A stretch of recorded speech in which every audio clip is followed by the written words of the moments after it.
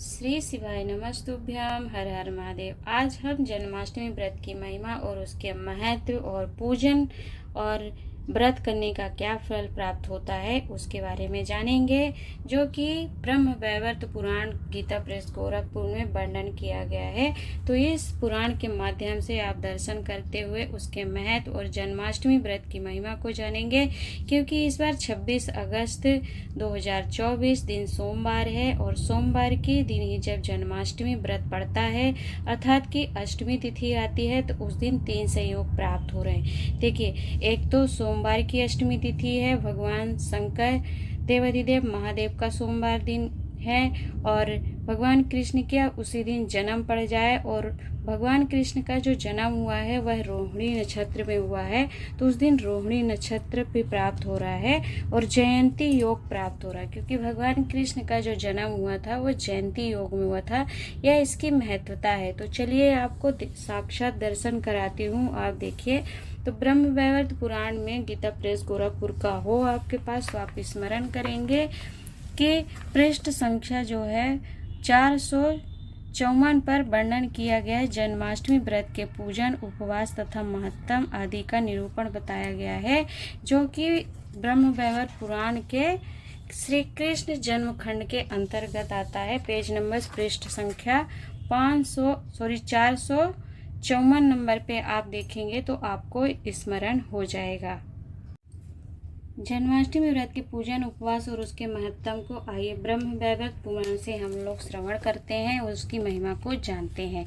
तो मैंने यहाँ पर ब्रह्म वैवर्त पुराण का निकाल लिया है पेज नंबर, जो कि 454 नंबर है। जन्माष्टमी व्रत के पूजन, उपवास तथा महत्तम आदि का निरूपण। यहाँ पर स्वयं भगवान विष्णु नारद जी से वर्णन कर रहे हैं, कह रहे हैं। नारद जी ने बोला भगवान से, विष्णु से, कि आप जन्माष्टमी व्रत जो समस्त व्रतों में उत्तम कहा गया था, आप उसका वर्णन कीजिए। जिस जन्माष्टमी व्रत में जयंती नामक योग प्राप्त होता है, देखिए जयंती नामक योग प्राप्त होता है, उसका फल क्या है, उस फल के बारे में देव ऋषि नारद जी जन्माष्टमी व्रत अनुष्ठान करने से किस फल की प्राप्ति होती है, इस समय इन्हीं व्रतों पर प्रकाश डालिए, आप मुझे बताइए। तब भगवान विष्णु कह रहे हैं कि यदि मान लीजिए, भगवान विष्णु से नारद जी पूछ रहे हैं कि यदि व्रत ना किया जाए अथवा व्रत के दिन भोजन कर लिया जाए तो क्या दोष होता है। देखिए, व्रत की महत्वता को आप समझेंगे तभी आप व्रत उपवास कर पाएंगे, जिससे आपको कई अश्वमेध यज्ञ का भी फल प्राप्त होता है और कई पाप आपके नष्ट हो जाते हैं और आपके पितृ भी तृप्त होते हैं। जयंती अथवा समस्त जन्माष्टमी में उपवास करने से कौन सा अभिष्ट फल प्राप्त होता है, व्रत में पूजन विधान क्या है, कैसे व्रत करना चाहिए, कैसे संयम, उपवास, पारण आदि पूजन एवं संयम का नियम क्या है, इस विषय में देव ऋषि नारद जी स्वयं भगवान नारायण से पूछ रहे हैं। तो भगवान नारायण वर्णन करते हैं कि सप्तमी तिथि को तथा पारणा के दिन व्रती पुरुषों को हविष्यात्र भोजन करके संयम पूर्वक रखना चाहिए। देखिए, सप्तमी तिथि को ही आपको व्रत के लिए तैयारी कर लेना है रात्रि व्यतीत होने पर, और आपको संकल्प ले लेना है। और सुबह जो अष्टमी तिथि होगी, देखिए जो अष्टमी तिथि होती है, शास्त्र पर यहाँ वर्णन किया गया है, अभी मैं आपको दिखाऊंगी कि सप्तमी युक्त जो अष्टमी होती है उस तिथि का जन्माष्टमी व्रत नहीं करना चाहिए। जो जन्माष्टमी पूर्ण रूप से अष्टमी और नवमी का संयोग हो उसमें आप व्रत कर सकते हैं। और रात्रि में, इसमें भगवान कृष्ण का जो जन्म हुआ था रात्रि 12 बजे हुआ था, तो रात्रि काल में पारण भी नहीं करना चाहिए। यहाँ सभी आप वृतांत श्रवण करेंगे।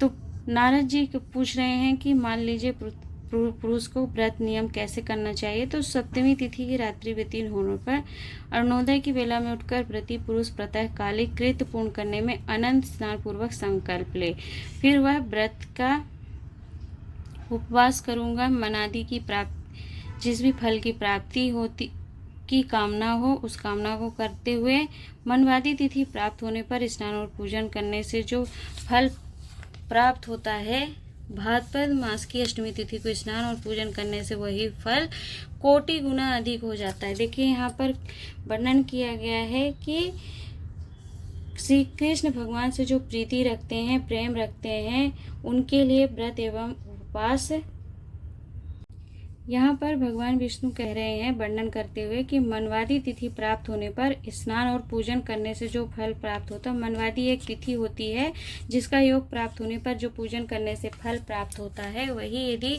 भाद्रपद मास की अष्टमी जो कृष्ण होता है, अर्थात कृष्ण पक्ष में भादव मास की कृष्ण पक्ष अष्टमी तिथि के दिन भगवान कृष्ण का प्रागट उत्सव हुआ है, तो अष्टमी तिथि को स्नान और पूजन करने से वही फल कोटि गुना अधिक हो जाता है जो आपको मनवादी तिथि पर व्रत स्नान पूजन करने से प्राप्त होता है। उसका फल आप यदि जन्माष्टमी व्रत का करते हैं तो कोटि गुना फल आपको प्राप्त हो जाएगा। उस तिथि को जो पितरों के लिए जलमात्र अर्पण करता है वो मानो लगातार 100 वर्षों तक पितरों की तृप्ति के लिए गया श्राद्ध का संपादन कर लेता है, इसमें संशय नहीं है।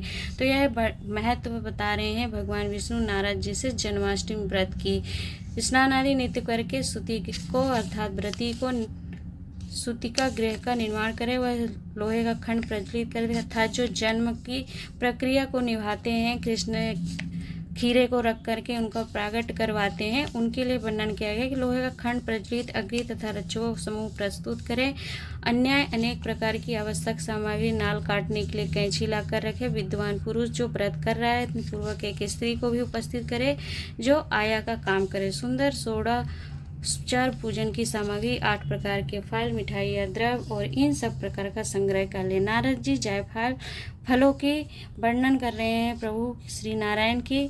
जायफल, कंडोल, अनार, श्रीफल, नारियल, नींबू और मनोहर कुष्मांड आदि फल संग्रहणीय है। आसन, बसनपाद, मधुपर्क, अर्थ, आचमनी, स्नानी, सह्याय, गंध, पुष्प, नैवेद्य, तंबूल, अनुलेपन, धूप दीप और आभूषण, ये 16 उपचार हैं। तो इस तरीके से करके उन्हें क्या करना चाहिए, स्नान आदि करके व्रत का संकल्प लेकर मंडप सजा करके कलश स्थापना करना चाहिए। सबसे पहले स्वच्छ हो करके स्नान करके स्वच्छ कपड़े पहनेंगे, आचमन करके स्वस्ति वाचक पूर्वक कलश स्थापना करें। कलश के समीप 5 देवताओं की पूजा करें। कलश पर परमेश्वर श्री कृष्ण का आवाहन करके वासुदेव, देवकी नंद, यशोदा, बलदेव, रोहिणी, षष्ठी देवी, पृथ्वी, ब्रह्मा, नक्षत्र, रोहिणी, अष्टमी तिथि की अधिष्ठात्री देवी, स्थान देवता, अश्वस्थामा, बलि, हनुमान, विभीषण, कृपाचार्य, परशुराम, व्यासदेव अथवा मार्कंडे मुनि, इन सब का आह्वान करके श्री हरि का ध्यान करें। मस्तक पर फूल चढ़ाकर फिर पुरुष ध्यान करें। नारद जी से कह रहे हैं भगवान विष्णु की साम व्यक्त ध्यान करिए, आप बात बता रहा हूँ इसे सुनिए। ब्रह्मा जी ने भगवान विष्णु नारद जी से कह रहे हैं कि इस महत्तम को जन्माष्टमी व्रत का ब्रह्मा जी ने सबसे पहले महात्मा सनत कुमार को बताया था। तो यहाँ पर पूजा विधान का वर्णन किया गया है। यदि किसी के पास ब्रह्म वैवर्त पुराण है तो वह पेज नंबर 455 नंबर के पेज पर आप देख सकते हैं कि वहाँ पर आसन में आपको कैसे बैठना है, बसन कैसे करना है, पाद्य करना है, मधुपर्क आदि सारी वस्तुएं स्नान आदि करके ठाकुर जी का श्री कृष्ण भगवान का करके आपको अर्घ कैसे देना है, आचमनी कैसे करना है, स्नानी सयाय कैसे करना, गंध पुष्प आदि, तांबूल, अनुलेपन, धूप दीप, जो आपको 16 विधि बताई गई है, 16 वस्तुएं और नैवेद्य जो समर्पित करेंगे, जो आभूषण आदि, उनका वर्णन किया गया है कि ऐसे आपको स्मरण करते हुए समर्पित करना है। तो अब हम जानते हैं कि नारद जी ने जब पूछा कि देवताओं में श्रेष्ठ नारायण देव हैं तो व्रत काल की सर्वसम्मत व्यक्तियुक्त व्यवस्था क्या है, यह बताइए। पूछ रहे हैं कि इसकी क्या व्यवस्था है। पूजन विधि आपने जान ली, कलश स्थापना करना चाहिए और कैसे व्रत का प्रारंभ करना चाहिए। तो भी यहाँ पर नारद जी बता रहे हैं, भगवान नारायण विष्णु बता रहे हैं नारद जी को कि व्रत का उपवास करना है। जन्माष्टमी व्रत का आप व्रत रखेंगे, उपवास करेंगे, आराधना करेंगे तो उसकी पारण और उपवास करने की भी क्या विधि होती है, किस फल की प्राप्ति होती है और कौन सा दोष लगता है, यह भी जानिएगा जिससे आपको इसकी महत्वता प्राप्त हो। तो वेदताओं में श्रेष्ठ नारायण देव व्रतकाल की सर्वसम्मत वेदयुक्त व्यवस्था क्या है बताइए। साथ ही वेदार्थ तथा प्राचीन संहिता का विचार करके यह भी बताने की कृपा कीजिए कि व्रत में उपवास एवं जागरण करने से क्या फल मिलता है, अतः उसमें भोजन कर लिया जाए तो कौन सा पाप लगता है। तो भगवान नारायण कह रहे हैं देवऋषि नारद जी से कि यदि आधी रात के, यहाँ जन्म बता रहे हैं, जन्म की महत्वता बता रहे हैं कि यदि आधी रात के समय अष्टमी तिथि का 1/4 अंश भी दृष्टिगोचर हो, अर्थात रात्रि के 12 बजे जो उनका हम जन्मोत्सव मनाते हैं उसमें अष्टमी तिथि का 1/4 भी अंश हो, थोड़ा सा भी अंश हो, दृष्टिगोचर हो, आता हो, तो वही व्रत का मुख्य काल है, उसमें ही व्रत रखना चाहिए। उसी में साक्षात श्री हरि के अवतार ग्रहण किया था, श्री हरि ने, भगवान कृष्ण ने उसी में अवतार ग्रहण किया था। वह जय और पुण्य प्रदान करती है, अर्थात इस काल में जो 1/4 अंश रात्रि के 12 बजे अष्टमी तिथि का थोड़ा भी अंश आता है उसमें ही व्रत करना है। तो ध्यान रखेंगे कि अष्टमी तिथि जो है, अष्टमी तिथि का प्रारंभ हो रहा है 25 अगस्त को ही रात्रि में प्रारंभ हो जाएगा 3 बजे से, जो कि 26 अगस्त की रात्रि में 3 बजे के आसपास समाप्त होगा। तो इसलिए इस तिथि और योग का संयम और नक्षत्र को देखते हुए 26 अगस्त 2024 के दिन जन्माष्टमी भगवान श्री कृष्ण का जन्मोत्सव, प्रागट उत्सव मनाया जाएगा, जो शास्त्र कह रहा है। श्री हरि कह रहे हैं कि इसी घड़ी में भगवान कृष्ण ने अवतार ग्रहण किया था, वह जय और पुण्य प्रदान करती, इसीलिए इसे जयंती कहा गया है। इस तिथि में व्रत रखने से जयंती का भी पुण्य फल प्राप्त होता है। उसमें उस बार व्रत करके विद्वान पुरुष जो होते हैं जागरण करें, वह इस समय सबका अपवाद मुख्य एवं सर्वसम्मत है, ऐसा वेद वेदांताओं का कथन है। पूर्व काल में ब्रह्मा जी ने ऐसे ही कहा था कि जो अष्टमी को उपवास एवं जागरण पूर्वक व्रत करता है वह करोड़ों जन्मों में उपार्जित पापों से छुटकारा पा लेता। देखिए, इस दिन व्रत करने से आपको कई पापों से छुटकारा आपको मिल जाएगा, इसमें कोई संशय नहीं है। सप्तमी विद्या अष्टमी का मतलब अर्थात सप्तमी युक्त जो अष्टमी हो यत्न पूर्वक त्याग कर देना चाहिए, उसका व्रत नहीं करना चाहिए। यहाँ श्री कृष्ण जन्म खंड में आप स्मरण कर रहे हैं 457 नंबर के पेज में और ब्रह्म वैवर्त पुराण से। तो कह रहे हैं कि अष्टमी का यत्नपूर्वक त्याग करना चाहिए। रोहिणी नक्षत्र का योग मिलने पर भी सप्तमी विद्याष्टमी को व्रत नहीं करना चाहिए। मान लीजिए कि सप्तमी तिथि पर आपको अष्टमी योग भी प्राप्त हो रहा, नक्षत्र भी मिल रहा है, तब भी उस व्रत को नहीं करना चाहिए। अष्टमी तिथि और रोहिणी नक्षत्र का जब पूर्ण रूप से संयोग प्राप्त हो तभी व्रत करना चाहिए, क्योंकि भगवान देवकी नंदन अभिद्ध तिथि एवं नक्षत्र में अवतरित हुए थे। यह विशिष्ट मंगल क्षण वेदों और वेद गणों के लिए भी गुप्त है, वह भी नहीं जानते इसके बारे में। रोहिणी नक्षत्र बीत जाने पर ही व्रती पुरुष को पारण करना चाहिए, अर्थात भगवान कृष्ण का जन्म जो है रोहिणी नक्षत्र अष्टमी तिथि भाद्रपद कृष्ण पक्ष की अष्टमी तिथि को हुआ था। तो वह तिथि और योग बीत जाने पर, नक्षत्र बीत जाने के बाद ही तिथि के अंत में श्री हरि का स्मरण करके, देवताओं का पूजन करके की हुई पारण पवित्रता मानी गई है, अर्थात फिर आप उसका पारण कर सकते हैं।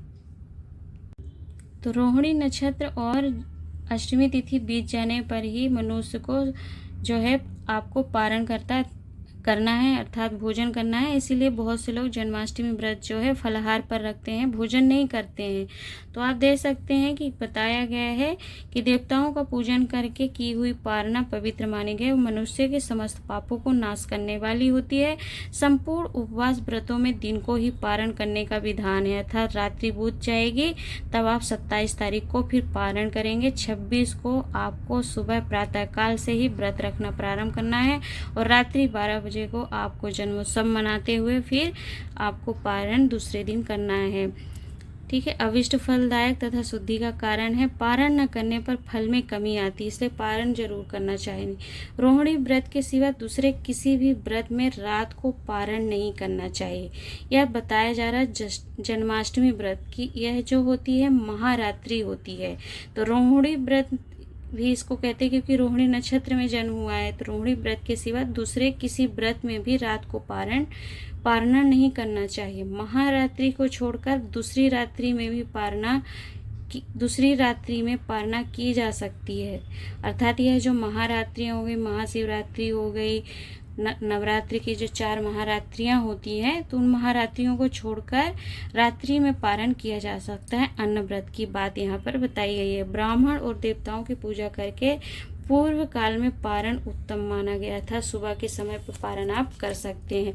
अब यहाँ पर व्रत की महिमा बताई गई। देखिए, जैसे कि मैंने पहले ही कहा कि सोमवार के दिन हमें सोमवार की अष्टमी प्राप्त हो रही है, जो कि अति दुर्लभ और विशेष महत्वता और विशेष फलों को प्रदान करने वाली है। तो शास्त्र यहाँ कह रहा है, वर्णन कर रहा है कि रोहिणी व्रत सबको सम्मत है, उसका अनुष्ठान अवश्य करना चाहिए। यदि बुध अथवा सोमवार से युक्त जयंती मिल जाए तो उसमें व्रत करके व्रती पुरुष गर्भ में वास नहीं करता, अर्थात उसके कई जन्मों की योनियां छूट जाती। यदि उदय काल में किंचिन मात्र भी कुछ अष्टमी हो, अर्थात सुबह का प्रारंभ उदय हो रहे हो सूर्य और उस समय पर अष्टमी हो और संपूर्ण दिन रात में नवमी हो, तब बुध सोम एवं रोहिणी नक्षत्र का योग प्राप्त हो, तो वह सबसे उत्तम व्रत का समय बताया गया। व्रत का समय आप देख सकते हैं, बताया गया कि संपूर्ण दिन रात में नवमी हो अथवा बुध सोम एवं रोहिणी नक्षत्र का योग प्राप्त हो, तो वह सबसे उत्तम व्रत का समय है, बताया गया। सैकड़ों वर्षों में भी ऐसा योग मिले या ना मिले, कुछ कहा नहीं जा सकता। ऐसे उत्तम व्रत का अनुष्ठान करके व्रती पुरुष अपनी करोड़ों पीढ़ियों का उद्धार कर देता है। तो देखिए, यहाँ पर शास्त्र ही प्रमाण दे रहा है। तो यह बहुत महत्वपूर्ण और विशेष दिन है कि सोमवार के दिन की अष्टमी तिथि प्राप्त हो रही है। तो आपको नक्षत्र को ध्यान रखते हुए, देखिए इसमें नक्षत्र भी प्राप्त हो रहा है, जयंती योग भी, रोहिणी नक्षत्र, और पूर्ण रूप से अष्टमी तिथि प्राप्त हो रही है, जो कि आपके कई पीढ़ियों का उद्धार करने वाला। तो व्रत उपवास अवश्य करिएगा। जो संपत्ति से रहित भक्त मनुष्य है, वे व्रत संबंधी उत्सव के बिना यदि केवल उपवास मात्र कर ले तो भगवान माधव उन पर उतने से ही प्रसन्न हो जाते। मान लीजिए कि आप उपवास मात्र कर लेते हैं, उतने में ही प्रसन्न है। आप भक्ति आराधना भक्ति भाव से भांति भांति के उपचार करें या ना करें। भगवान कह रहे हैं कि भांति भांति रूप से जागरण करके फल चढ़ाने तथा रात में जागरण करने से दैत्य शत्रु श्री हरि जयंती व्रत का फल प्राप्त करते हैं। जो अष्टमी व्रत के उत्सव में धन का उपयोग करने में कंजूसी नहीं करता, उसे उत्तम फल की प्राप्ति होती। जो कंजूसी करता है उसके अनुरूप ही फल पाता है। विद्वान पुरुष अष्टमी और रोहिणी में पारण न करें, अन्यथा वह पारण पूर्वकृत पुण्यों को तथा उपवास से प्राप्त होने वाले फल को भी नष्ट कर देती। यहाँ पर देखिएगा, वर्णन कर रहा है ब्रह्मवैवर्त पुराण पेज नंबर 458 में बात कही गई है कि आपको कौन से पुण्य फल की प्राप्ति होती है और कौन से पुण्य फल की प्राप्ति नहीं होती है। तो यदि यहाँ पर लिखा है कि अष्टमी व्रत के उपवास में धन का उपयोग संचय नहीं करना है, कंजूसी नहीं करना है, और जो पुरुष अष्टमी और रोहिणी में पारण नहीं करना चाहिए कहा गया है, पारण कर लेता है, अन्यथा वह पारण पूर्वकृत पुण्यों को तथा उपवास से प्राप्त होने वाले फलों को भी नष्ट कर देता है। यदि आप रोहिणी नक्षत्र में अष्टमी में आप पारण कर लेते हैं, भोजन कर लेते हैं, तो आपके पूर्व के भी कुछ व्रत होते हैं जिसका पुण्य फल भी समाप्त हो जाता है। यहाँ मैं अपने मन से नहीं कह रही हूँ, यहाँ शास्त्र वर्णन कर रहा है। नष्ट कर देती थी, 8 गुने फल का नाश करती है। जो तिथि पड़ रही है अष्टमी, वह फल 8 गुने फल का नाश करती है। और नक्षत्र जो है अर्थात रोहिणी नक्षत्र 4 गुने फल का। अतः यत्न पूर्वक विधि और नक्षत्र के अंत में पारण करें। यदि महानिशा प्राप्त होने पर तिथि और नक्षत्र का अंत हो, अर्थात महानिशा प्राप्त होने पर तिथि और नक्षत्र का अंत होता हो, तो व्रती पुरुष को तीसरे दिन पारण करना चाहिए। अर्थात वह तिथि और नक्षत्र समाप्त नहीं हुए हों तो आप तीसरे दिन भले ही पारण करें, परंतु उस दिन पारण नहीं करना चाहिए। आदि और अंत के 4-4 दंड को छोड़कर बीच की 3 पहर वाली रात्रि को त्रियमा रजनी कहते हैं। अर्थात अगर तिथि में 3 पहर की भी रात्रि प्राप्त हो जाती है तो त्रियमा रजनी कहते हैं। उस रजनी के आदि और अंत में 2 संध्याएं होती हैं। समझ गए? जब 3 दिन का व्रत पारण मिलेगा, अर्थात अष्टमी और रोहिणी नक्षत्र पूर्ण रूप से समाप्त नहीं होगा, सप्तमी से प्रारंभ हो रहा है, तो आपको उस दिन व्रत नहीं रखना है। अष्टमी पूर्ण रूप से प्रारंभ हो और वो 9वीं तिथि तक चल रही हो, तब फिर उसी अवस्था में आपको 10वीं तिथि को पारण करना पड़ जाता है। उस अवस्था में 2 संध्याएं हो जाती, जिनमें से एक को दिनादि या प्रातः संध्या कहते हैं और दूसरी को दिनांत या सायं संध्या। शुद्ध जन्माष्टमी तिथि को जागरण पूर्वक व्रत का अनुष्ठान करके मनुष्य 100 जन्मों के लिए हुए पापों से भी छुटकारा पा जाता है। देखिए, जागरण करता है, व्रत का अनुष्ठान करके मनुष्य 100 जन्मों के हुए पापों से छुटकारा पा जाता है, इसमें संशय नहीं है। जो मनुष्य शुद्ध है, जन्माष्टमी में केवल उपवास मत करके रह जाता है, व्रतोत्सव या जागरण नहीं करता है, वह अश्वमेध यज्ञ के फल का भागी होता है। देखिए, यहाँ पे लिखा है कि मान लीजिए आप व्रत कर रहे हैं, अनुष्ठान कर रहे हैं, रात्रि 12 बजे तक आपने जागरण कर लिया और अपने मन भाव से उनकी आराधना कर ली, और व्रत सब या जागरण नहीं भी कर पा रहे हैं पूरी रात्रि, क्योंकि पूरी रात्रि जागरण का वर्णन किया गया है, तो आपको अश्वमेध यज्ञ के बराबर का फल का भागी हो जाते हैं आप। श्री कृष्ण जन्माष्टमी के दिन भोजन करने वाले नराधाम घोर पाप और उनको भयानक फलों के भागी होते हैं। जो उपवास करने में असमर्थ हो वह देखिए यहाँ पे वर्णन कर रहा है शास्त्र की, मान लीजिए कोई बीमार है, किसी को तकलीफ है या शारीरिक कष्ट है, वो व्रत नहीं रख पाते हैं, तो वह एक ब्राह्मण को भोजन करावे, अथवा उतना उसे धन दे ले जितने से वह 2 बार भोजन कर ले, अथवा या नहीं ये भी नहीं कर पाते आप, तो प्राणायाम मंत्र पूर्वक 1 सहस्त्र गायत्री का जाप करें। आप इतना मंत्र का, गायत्री मंत्र का जाप कर लेते हैं तो भी आपको व्रत का फल प्राप्त हो जाता है। मनुष्य उस व्रत में 12,000 मंत्रों का यथार्थ रूप से जप करे तो और उत्तम है। बस नारद जी से कह रहे हैं भगवान विष्णु, मैंने धर्मदेव के मुख से जो कुछ सुना था वह सब तुम्हें कह सुनाया। व्रत, उपवास और पूजा को जो कुछ विधान है और उसके न करने पर जो कुछ दोष है वह सब बता दिया गया। तो आपने ब्रह्म वैवर्त पुराण से जन्माष्टमी व्रत की महिमा सुनी कि व्रत का पारण कब करना चाहिए, किस फल की प्राप्ति होती है, कौन से पुण्यों का नाश होता है। तो तिथि और नक्षत्र को ध्यान में रखते हुए ही आपको यह व्रत करना है, तो करिएगा। साथ में सोमवार की अष्टमी तिथि पड़ रही है, सोमवार का दिन देवाधिदेव महादेव की आराधना के लिए भी बहुत विशेष है। तो आपको कुछ उपाय करना चाहते हैं और सोमवार की अष्टमी तिथि का संतान प्राप्ति, विवाह आदि के लिए, परीक्षा में सफलता के लिए, तो चैनल पर आपको वीडियो प्राप्त हो जाएंगे। उन्हें उपायों को वीडियो देखकर आप उपाय भी कर सकते हैं। कुछ पूछना हो तो पूछिएगा। आज के लिए इतना ही। ब्रह्म वैवर्त पुराण से हमने कृष्ण जन्माष्टमी व्रत की महिमा के बारे में जाना, व्रत उपवास का क्या नियम है, क्या विधान है, उसके बारे में समझा।